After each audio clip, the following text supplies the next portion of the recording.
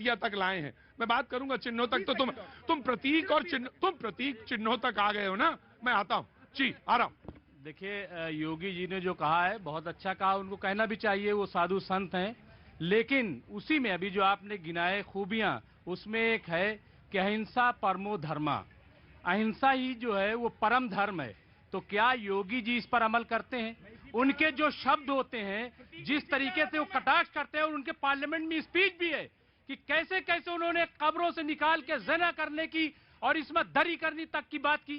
क्या ये हमारा सनातन धर्म सिखाता है?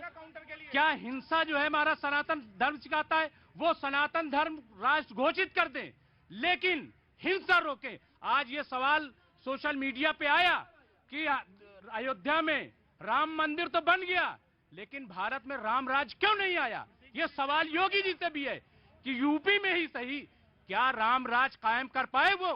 और अगर नहीं कर पाए तो किस बुनियाद पे? अब नहीं निकल रही आवाज। सवाल तो पूछा, हमें मालूम है तुम्हारे अंदर कुलबुलाहट बहुत ज्यादा है। सवाल तुम्हें मौका पूरा है, बोले जल्दी बोलो, मैं ब्रेक पे जाऊंगा। इन्होंने एक श्लोक बोला, अहिंसा परमो धर्मा। तुम्हें तो पढ़ने का भी याद है, तो बोलो। उन्होंने कहा अहिंसा परमो धर्मा, सत्य बोला, लेकिन आधा ही श्लोक बोला, धर्म हिंसा तथैव च। यदि धर्म की हानि होगी तो हमें शस्त्र उठाने से कोई नहीं रोकेगा।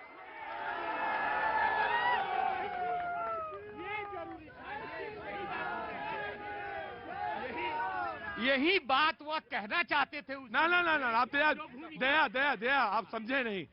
इसी बात के लिए वो पैदा हुए हैं। कहना दरअसल वो सिर्फ यही चाहते थे। इस देश में कॉन्स्टिट्यूशन है, किताब है, सुप्रीम कोर्ट है, सर्वोच्च संस्था, सबसे बड़ी पंचायत संसद है, उसमें हमने भेजे हुए प्रतिनिधि भेजे हैं, न्यायपालिका है, और फिर हम लोग भी थोड़े बहुत तो हैं ही हैं। ये लोग है ना, थोड़े बहुत तो जो है बचे वो हैं ही हैं। जी बोलिए। जब इतना बहस चल ही रहा है तो सुप्रीम कोर्ट का एक महत्वपूर्ण डिसीजन का उल्लेख कर देता हूं। ईयर 1993, जब माननीय सुप्रीम कोर्ट ने कहा था हिंदुत्व को लेके कि Hindutva is a way of life, ये कहा था ना माननीय सुप्रीम कोर्ट ने। विस्तार से उस डिसीजन में ये भी कहा गया था कि ये देश का जो संस्कृति है वो सनातन संस्कृति पे आधारित है। ये सुप्रीम कोर्ट का उस खंडपीठ ने ये भी कहा था। तो जब सुप्रीम कोर्ट ने मुहरा लगाए है सनातन संस्कृति पे आधारित है ये देश, तो फिर विवाद किस बात की? ये होता है मामले को बदल देना। 13 सदस्यीय संविधान पीठ और दूसरे संविधान पीठ में अंतर है। दूसरी चीज, यहाँ पे बात एक बड़ी अच्छी हुई थी। प्रथम खंड में दत्ता जी ने कहा था कि संविधान में बिल्कुल राम की तस्वीरें हैं, अलग अलग, और भगवानों की तस्वीरें, लेकिन उसमें अकबर की तस्वीर भी है, उसमें सिख अलग अलग जो धर्मगुरु हैं उनकी भी तस्वीरें हैं, तो उसमें टीपू सुल्तान की भी तस्वीर है, तो उसमें अलग अलग सभी धर्मों को, सभी समुदायों को उसके तस्वीर इंक्लूसिव। जी, इन्होंने कहा कि कानून को तोड़ मोड़ के पेश करने का। अरे भाई, मैंने लॉ भी किया हुआ है दिल्ली यूनिवर्सिटी से, मैं जानता हूं कानून को बहुत अच्छी तरह से। जिस डिसीजन का मैंने उल्लेख किया है वो कॉन्स्टिट्यूशन बेंच का उल्लेख किया है।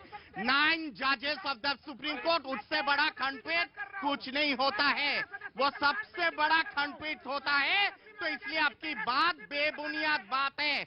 अब बात आती है सनातन की मीनिंग को लेकर, शांति, धर्म, तमाम चीजें हैं। मैं पूछना चाहता हूं, सनातन की जो ये मीनिंग है, इस मीनिंग से किसको आपत्ति है? किसी को आपत्ति नहीं है। सनातन शब्द से किसको आपत्ति हो सकती? नहीं, किसी को आपत्ति नहीं है। हाँ जी, होनी भी नहीं चाहिए। सनातन शब्द से किसी को आपत्ति नहीं है। लेकिन जो मैंने उपनिषद का कोट किया था, उपनिषद को कोट किया था मैंने कि तमसो मा ज्योतिर्गमय।